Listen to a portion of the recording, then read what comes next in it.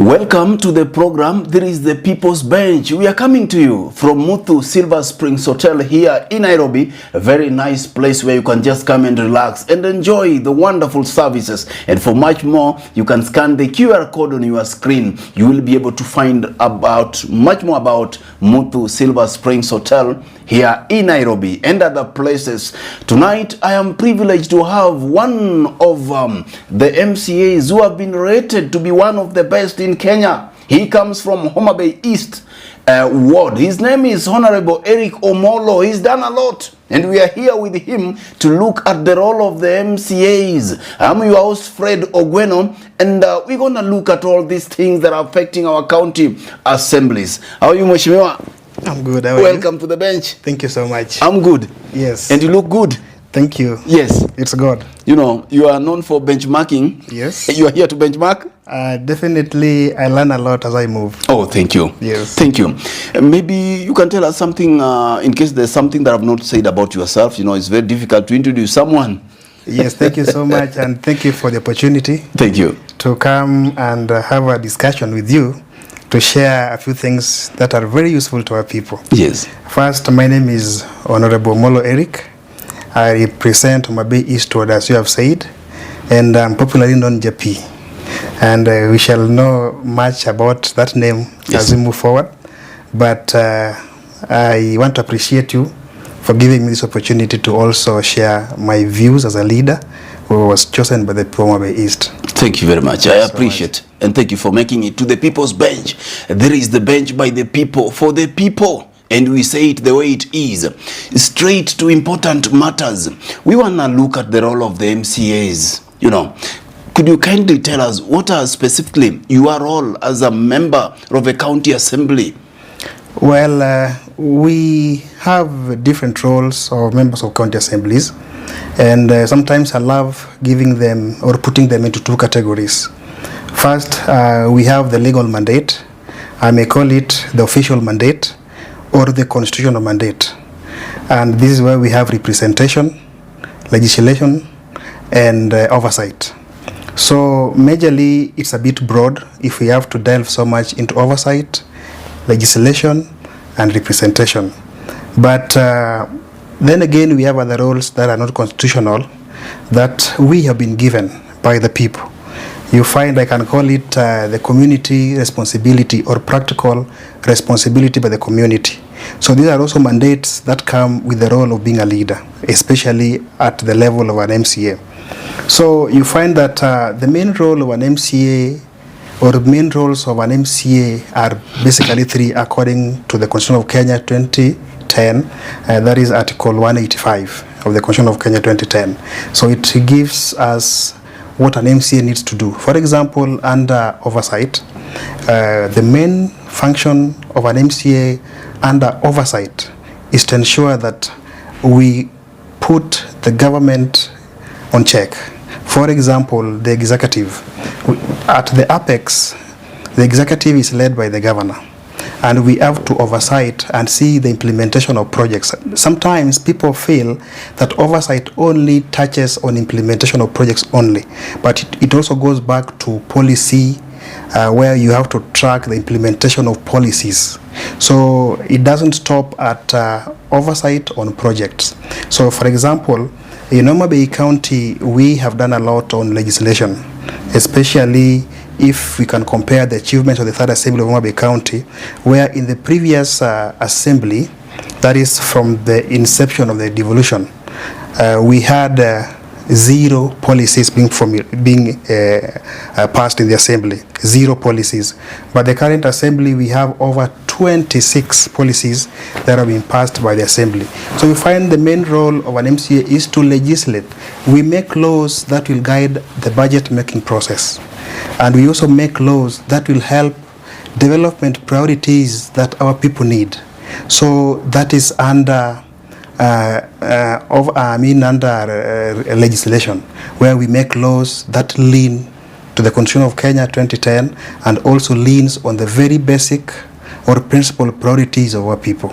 Then when it comes to representation, we are the voice of the people. All of them cannot be at the assembly. So at least there must be one person who is elected through votes or nominated to air their voice, to represent them, to negotiate for them, to debate on their behalf, to lobby for them. So that's another function of an MCA, to represent the people who have elected you. We cannot all sit under one roof. So that is why they go, they practice their democratic right to vote a leader. And then we also have, there's another part that I didn't talk about, especially on oversight. You find the county government, we have different positions. We have the CCM, who is the Chief Executive Committee member, and they have their cabinet meetings. So you find that during oversight, we invite them so that we ask them questions that are very necessary, or where there are gaps in the executive, we ask questions that are so much relevant to the people of that we lead. I hear you. You have said about oversight, and times and again we have seen Auditor General's report implicating governors for runaway corruption almost in every county. But you people, we have never seen you come to hold governors accountable. What is happening? Sometimes we do say that oversight is not opposition. Most of the time, people have always believed that for a member of county assembly to oversight prudently, people must fight. And we have a different understanding of oversight. Until now, we have never seen any allegation that has been raised towards the governor. And by the way, most of the time, whenever we see issues that are not adding up, being done by the executive, we have the powers, either at committee level or at the assembly level, to invite the CECMs, that is the Chief Executive Committee members, to come before us as an assembly so that we can ask the very hard questions on matters that we see do not add up. So basically, we don't have to fight to showcase that we are oversighting. So you find that the Auditor General can give opinion. It could be adverse, it could be unqualified or a qualified opinion based on their report. But then, you have to delve so deep into it to get to facts. Sometimes there could be errors, especially on documents. It doesn't mean that there was misappropriation. There could be missing documents with which, if they are asked to submit, they can submit. So as an assembly, we do not accept corruption. But we have never seen a situation where somebody has been taken to court that this person is corrupt, or somebody we have seen at a different level that, based on the mandate that we have been given, so and so at the executive level has been engaged in misappropriation of funds. So what we do is basically to oversight based on what we have as facts, because we sit with them, we invite them, they defend their budgets, they defend how they implement projects. I hear you. The critics of your governor, Governor Gladys Wanga, say that she is a governor of endless PR as opposed to endless potential, the way she puts it. Look, they say that she came up with a project of maize milling, they called Mokwa. That she has come with so many projects, but accountability and whether these projects are functioning or not. People are saying that it's all about PR, and they're saying where are the county assembly members? We have seen a list. I've seen have a privilege to see some list of your colleagues, MCAs, who have been appointed to hold party positions in ODM. Are you aware of this? Yeah, let me start with the first question. I sit as an MCA in the County Assembly of Homa Bay. But again, I have to appreciate what works. I'll be a very bad person and less sensitive not to appreciate what works. For example, if PR, as you call it, can bring donors to Homa Bay County, then I would give it a nod, that let it be PR. If PR would help Homa Bay County host Madaraka Day, the 62nd Madaraka Day in Kenya, then I would give it a nod. If PR can allow for the construction of amphitheater in Homa Bay County, then I'll give it a tick. If PR can lead to the creation of the modern fish market in Homa Bay County, then I still give it a nod. So the issue of people being so much, I can say they're so much into petty things. You know, as a leader, you have to understand, as a people, we have to understand that we elect leaders to deliver. And by the way, if you can compare the time frame that Governor Gladys Atieno has taken as a governor, in comparison with the previous two governments, that is the first government and the second government under the previous regime, whatever we have done is unbelievable. And this has been done through her ardent effort in resource mobilization. We used to have the national government existing before, but which coordination? Homa Bay County needed a leader, somebody who could come up in a manner that is so pragmatic to ensure that she fights for her people. Because we could not have the fish market, why know that she lobbied?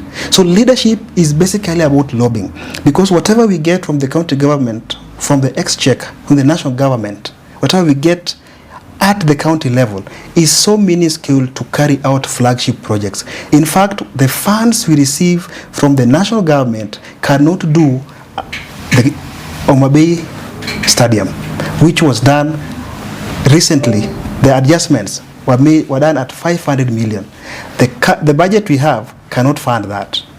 It requires a leader who is able to lobby, and she did it. The fish market, over 300 million. We cannot get it from the exchequer, from the national government. We needed a leader who could go on our behalf to influence projects, to trickle down to the very base of leadership, to the very grassroots. And that is what she has done. So to me, I do not see that as PR. I see it as a statement of people who are regressive, especially people who do not support leadership. You know, within 3 years, you have imagined Homa Bay County has unmasked its true potential. We never used to know about the Roma National Park. We only read it in books. And through her creative and pragmatic leadership, that vehement energy she has been giving on leadership, today Homa Bay County has been unveiled, and we are able to identify a national park in our county. I hear you, Mheshimiwa, but some people would still ask, because you are on social media, you see the kind of conversation that are going on there. Some would say that that the county government of Homa Bay, that you people should tell us what you've done with the money that you have been given by the national government as part of your share, rather than clinging on what has been done by the national government. Are you able to count maybe 1 or 2, 3 projects that the government of Gladys Wanga has done? Let me tell you something. If you're very keen, we receive roughly around 8 billion on the higher side from the national government. And in this allocation, over 6 point something, almost to 7 billion, goes to recurrent. Recurrent, it means this is money that you cannot use to develop, right? And then we have the development money, around 2 to 3 billion. If you have 2 billion, for example, are you able to do a project worth 1 billion? It means there will be gaps. So to be very specific, let me tell you whatever the county government of Homa Bay has done. I'm not defending the county government because I'm in it, but I'm talking out of facts. Currently, if you see all the wards in Homa Bay County, the first financial year, when we can, that is the 2022-23 financial year, the county government was able to implement water project per ward in all the 40 wards. That is from the national government, exchequer. That is the money being allocated. You can call it equitable share that is being given to counties. Then again, we have the bursaries. We disburse bursaries at 4 million per financial year. And then we also have scholarship of children the county government is sponsoring to universities, 6 per ward in the entire county. Each financial year, we appropriate under ward-based programs 10 million to do roads, road construction at 10 million. These are projects that someone, maybe until we tell them to you, is then you will know they are being done. Like I did quite a number of roads through the county government. So if someone tells me that whatever we receive from the national government, from the exchequer, is not doing development, then I'll disagree. That will be pure propaganda without facts. You know, sometimes if we play politics, let us be factual. I always love saying that even if you disagree with somebody or with an opinion, but when you are represent accurately. So that is what has been affecting. So you find the naysayers will always consume whatever they're being told without analyzing whether they are facts or false. I hear you. Tell me, your role, you members of County Assembly, particularly from Homa Bay, you seems to be defending the governor more than you do to the people, more than you do your oversight. If you are speaking so good like this about the governor, are people really feeling the impact of what you are saying on the ground? Let me tell you, right now if Governor Wanga visits my ward, she will be welcomed unanimously by the people of Homa Bay East. Do you know why? I work closely with the governor. An MCA is not an implementer. Whatever an MCA does is to oversight whether the amount of money that has been allocated per ward is prudently used. We track the implementation of projects. And how do we do this? We have to ensure that it is done. And that is what we have been doing. I started by saying that oversight is not opposition. When I have appropriated 10 million to do a road and it's done, why do I have to complain? If I have appropriated 4.5 million or 3.5 million to do water project, it's done. Do I have to shout and say, no, it's not done? So sometimes these naysayers should visit the ground and identify that we are defending out of facts. You know, there is not any leader who is perfect, but until this far, we are very grateful as a county that we have a leader who has showed the people the way. You know, Homa Bay was at the bottom when we were doing rankings just a few years ago. And since she came in, we are at the top, number 2, and possibly number 1. Why? Why are these ranking? Why are all these opinion polls ranking us at the top? It is because of that good leadership that you have seen through her. And as an MC of Homa Bay Eastward, I can boldly say that our people have benefited in her leadership. And I thank God that I'm serving during her time. For example, currently I'm doing a maternity in my ward. Through the county government, I'm doing a laboratory in my ward. Through the county, I did the same the previous financial year. Why don't these naysayers also take what the county government has done and post? Why don't they talk about it as well? Why don't we talk about achievement? That is when we motivate leaders to work. When somebody has delivered, appreciate. Where there is a problem, you're allowed to criticize.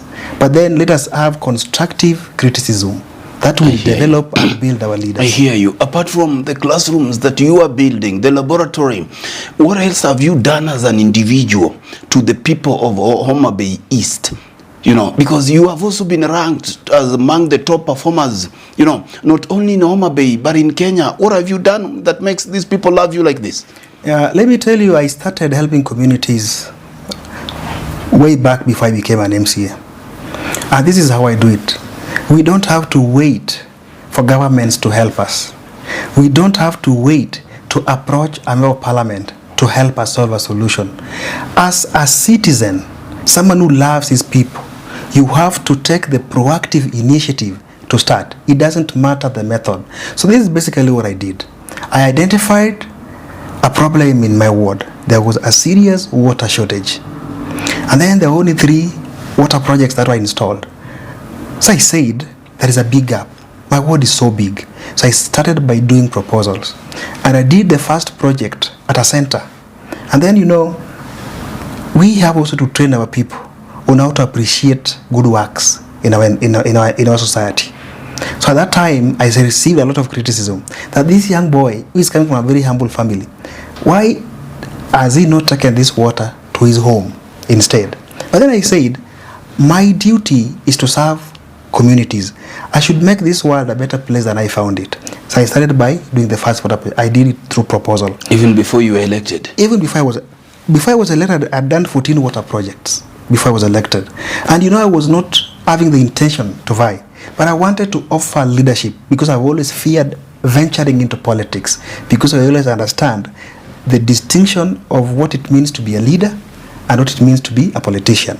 So what I did, I again started doing proposals to different companies in the world, some in the UK, Germany, USA, Norway. So they helped me help this water problem. And within a very short time, within 3 years, I have done 38 of these projects in total. So you find I have helped the national government deliver the mandate that they might have delayed fulfilling or they didn't fulfill. I have helped the county government achieve or helped solve a problem that they could not allocate money to do 38 water projects, because you have to ensure that there's equity, equal distribution of resources. So I have done this by doing proposals, and it's not only in Homa Bay County. When I'm doing a proposal, I request on behalf of Kenya, and because I come from Homa Bay County, I have to prioritize my county. So that is why I have done much in my ward, given other wards as well, given other counties like Migori, Siaya, even Turkana, Kwale, Kitui, projects. Why have I done this? Making the world a better place than we found it. I hear you. You know, it sounds so good, my brother. You, a single member of a county assembly in your ward, you have done over 38 water projects, all solar powered and functioning.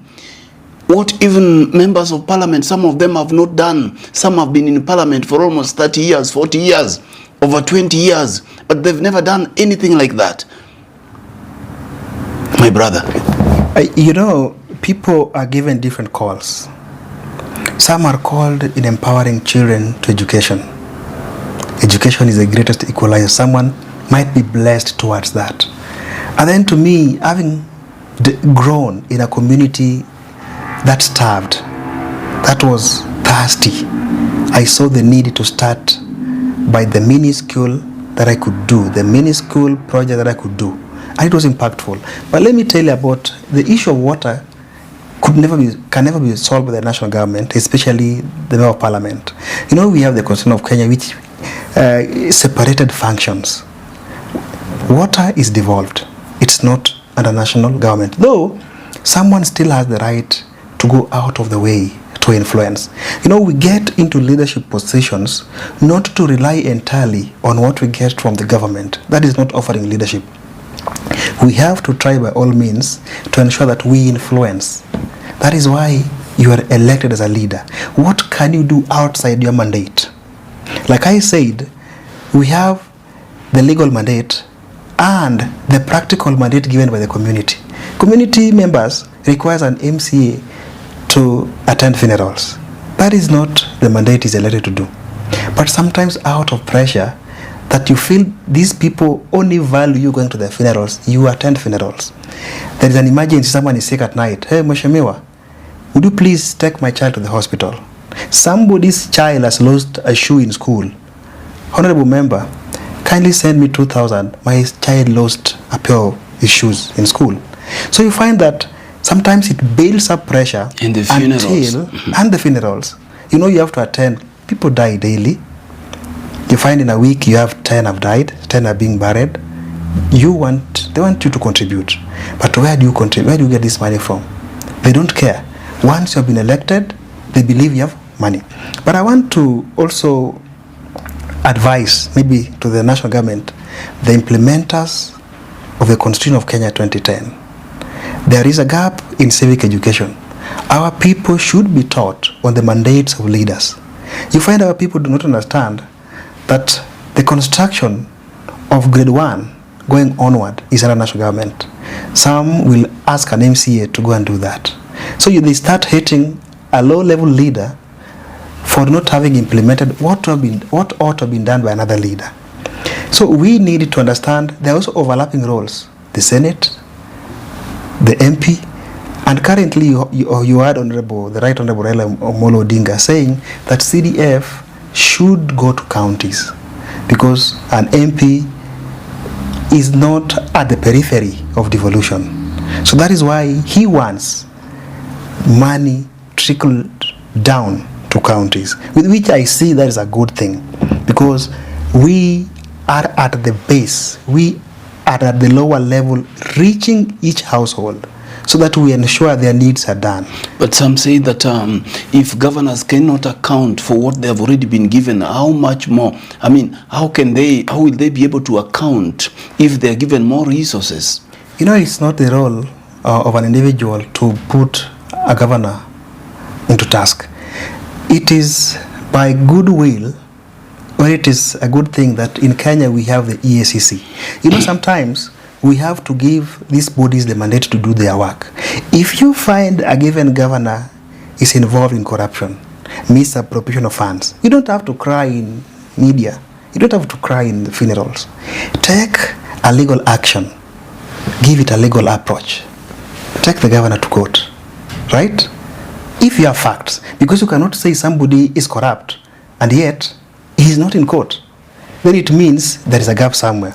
So the legal institutions should perform their mandates. I hear you, my brother. Yes. Now, even as we are winding up, tell me about, you have spoken about development and all these things. I want to hear your comment. You seems to be very sharp, you know, you understand these things.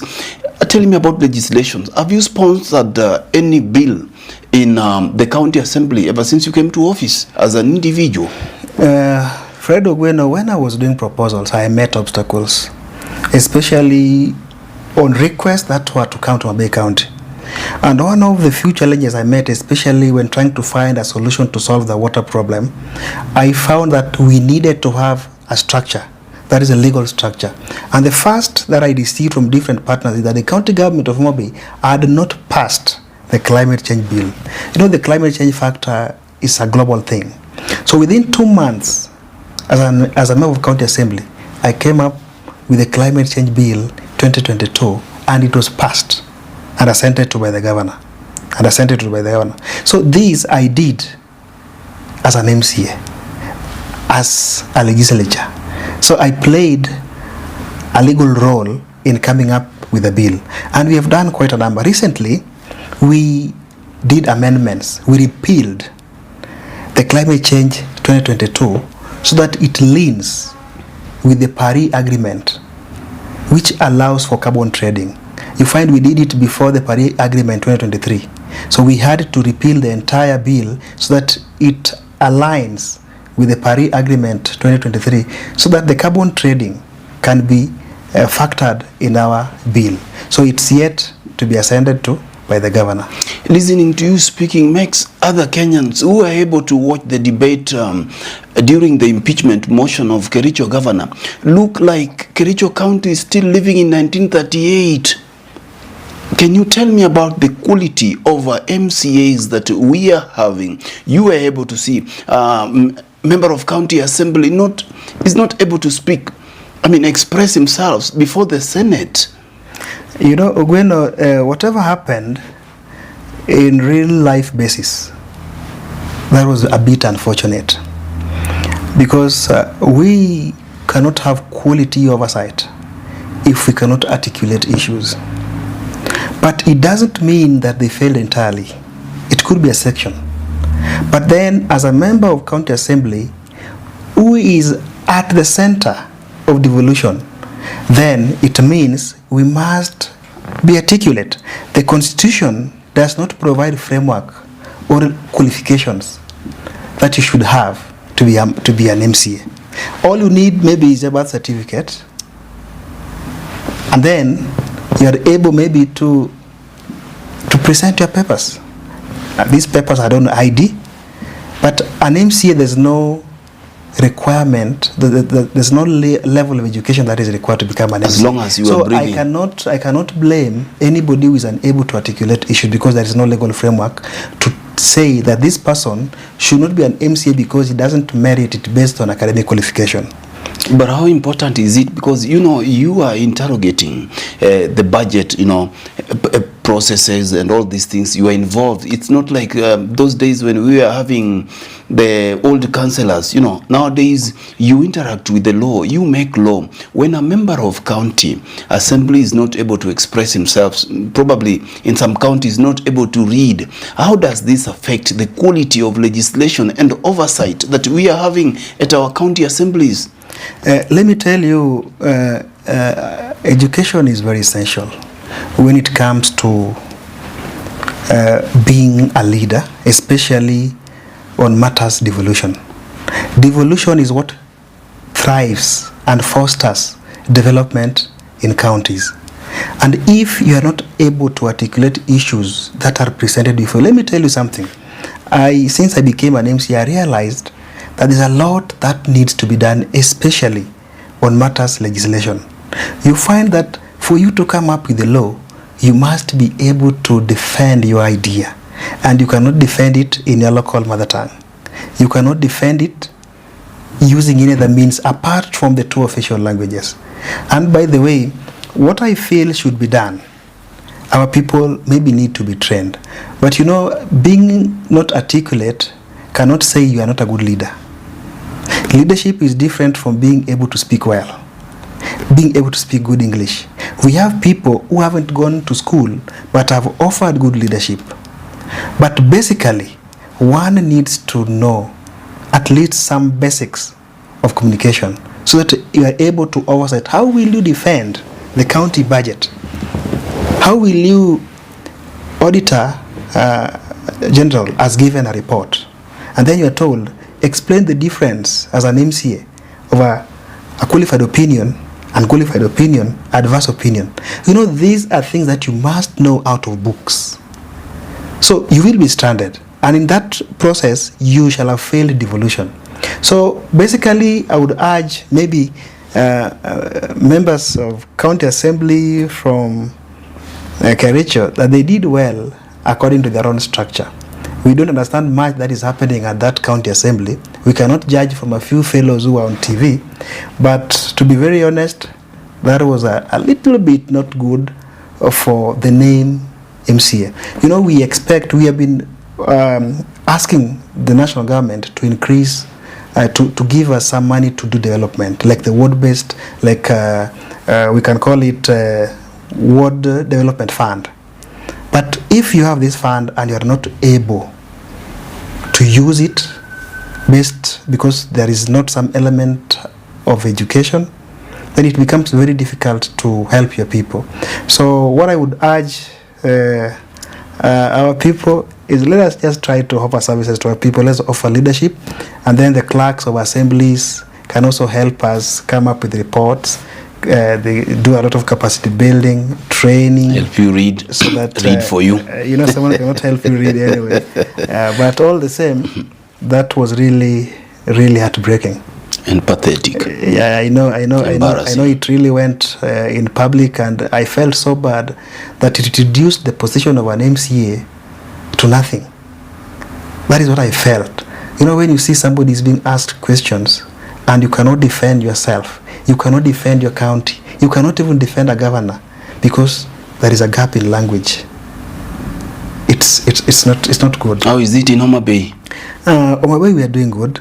You see, a county assembly that has passed over 26 policies and over 38 bills. You know, you cannot say the dunderheads there.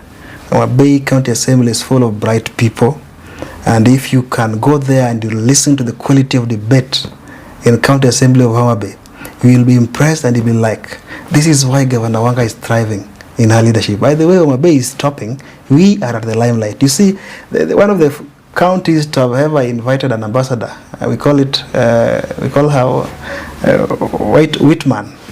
Yeah, she has exposed our county to the national image, and that is what we expected in leadership within county government of Homa Bay. Thank you. Your parting word, probably your message to the people of Homa Bay County, and now you are speaking in English to the people of Kenya who probably were taken aback as a result of what came out of that debate in Senate when the MCAs from Kericho were there. What I can tell our people is that leadership is a call.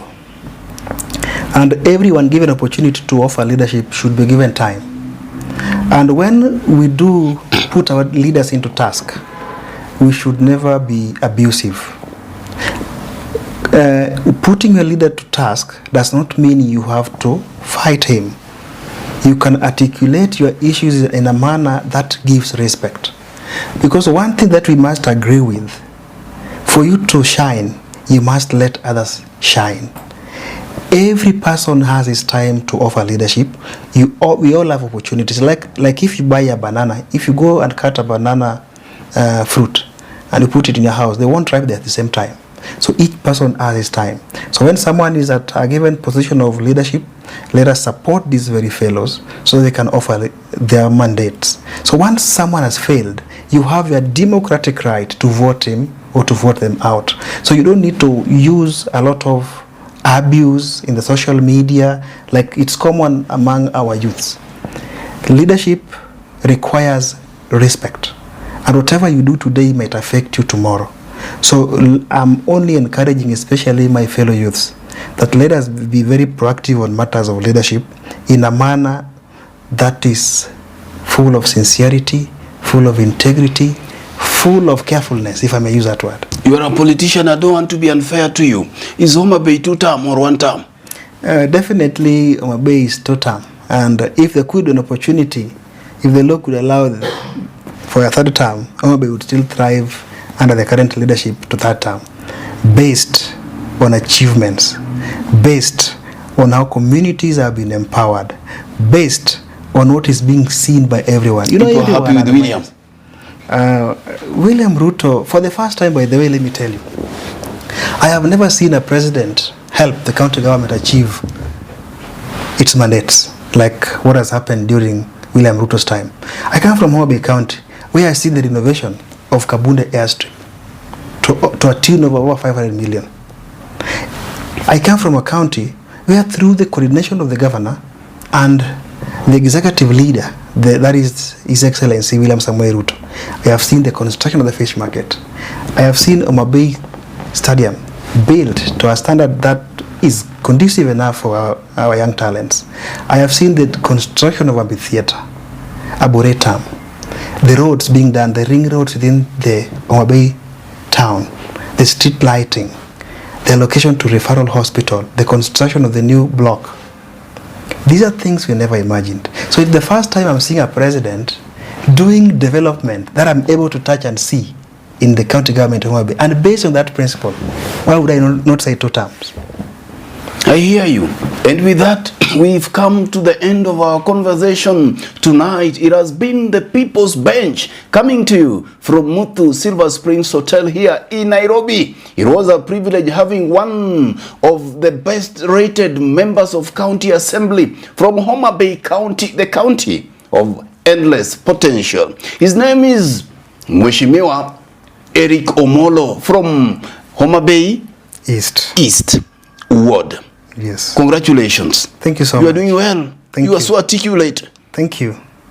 You are doing well. 100% God. Thank you so much. We appreciate it. And until next time, I've been your host, Fred Ogweno. We do it next time, God willing. And do not forget to subscribe on your YouTube at The People's Bench or at Fred Ogweno Live. Until next time, bye-bye. Thank you so much, Mheshimiwa. Thank you. That was good. You. Thank you for hosting me. That was good. I want to come to Homa Bay again. Welcome. My home so county. Much. Welcome so much. Thank you. And visit Homa Bay Eastward. Yes. And drink of the plenty waters. Oh my. Say hi to the governor. Thank you. And we welcome her to the bench. Thank you. Thank you. In fact, invite her. She'll explain a lot than me. I will. Thank you.